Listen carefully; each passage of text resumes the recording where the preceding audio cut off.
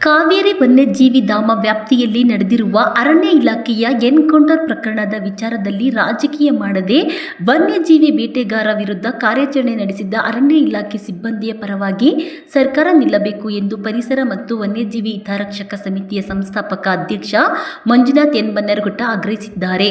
ವನ್ಯಜೀವಿಗಳನ್ನು ಬೇಟೆಯಾಡಿ ಮಾರಾಟ ಮಾಡುವ ದೊಡ್ಡ ಜಾಲ ಎಲ್ಲೆಡೆ ಹರಡಿಕೊಂಡಿದೆ.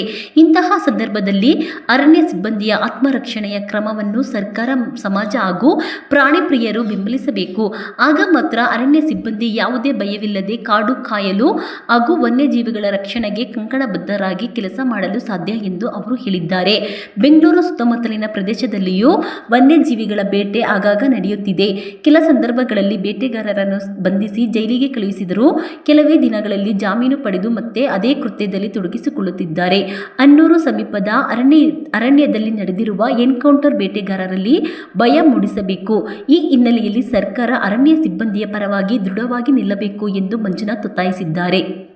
ವಿರೋಧ ಪಕ್ಷದ ನಾಯಕರಿಗೆ ಮನವಿ.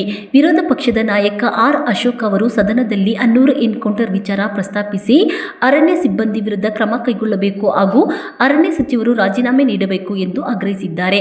ಆದರೆ ಅರಣ್ಯ ಮತ್ತು ವನ್ಯಜೀವಿಗಳ ರಕ್ಷಣೆಯ ಕರ್ತವ್ಯದಲ್ಲಿದ್ದ ಸಿಬ್ಬಂದಿ ಆತ್ಮರಕ್ಷಣೆಗಾಗಿ ಗುಂಡು ಹಾರಿಸಿದ್ದಾರೆ ಎಂಬುದು ಇಲಾಖೆಯ ನಿಲುವಾಗಿದೆ.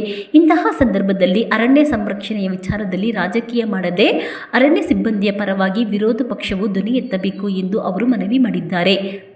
ಅರಣ್ಯ ಸಚಿವರಿಗೆ ಆಗ್ರಹ. ವನ್ಯಜೀವಿ ಬೇಟೆಗಾರ ವಿರುದ್ಧ ಕಾರ್ಯಾಚರಣೆ ನಡೆಸುವ ಸಂದರ್ಭದಲ್ಲಿ ತಮ್ಮ ಜೀವದ ಹಂಗು ತೊರೆದು ಕರ್ತವ್ಯ ನಿರ್ವಹಿಸಿದ್ದ ಅರಣ್ಯ ಸಿಬ್ಬಂದಿಯನ್ನು ಅಭಿನಂದಿಸಬೇಕು. ಯಾವುದೇ ಒತ್ತಡಕ್ಕೆ ಮಣಿದು ಅರಣ್ಯ ಸಿಬ್ಬಂದಿ ವಿರುದ್ಧ ಕ್ರಮ ಕೈಗೊಳ್ಳಬಾರದು ಎಂದು ಅರಣ್ಯ ಸಚಿವ ರಾಮಲಿಂಗಾರೆಡ್ಡಿ ಅವರಿಗೆ ಮನವಿ ಮಾಡಲಾಗುವುದು ಎಂದು ಮಂಜುನಾಥ್ ಎನ್ ಬನ್ನರಘಟ್ಟ ತಿಳಿಸಿದ್ದಾರೆ. ಅರಣ್ಯ ಪರಿಸರ ಹಾಗೂ ವನ್ಯಜೀವಿಗಳನ್ನು ಉಳಿಸಬೇಕಾದರೆ ಅರಣ್ಯ ಸಿಬ್ಬಂದಿಯ ಆತ್ಮಸ್ಥೈರ್ಯ ಹೆಚ್ಚಿಸುವುದು ಅಗತ್ಯ. ಅವರ ಕರ್ತವ್ಯವನ್ನು ಶ್ಲಾಘಿಸುವ ಮೂಲಕ ವನ್ಯಜೀವಿ ಸಂರಕ್ಷಣೆಗೆ ಮತ್ತಷ್ಟು ಬಲ ನೀಡಬೇಕು ಎಂದು ಅವರು ಹೇಳಿದ್ದಾರೆ.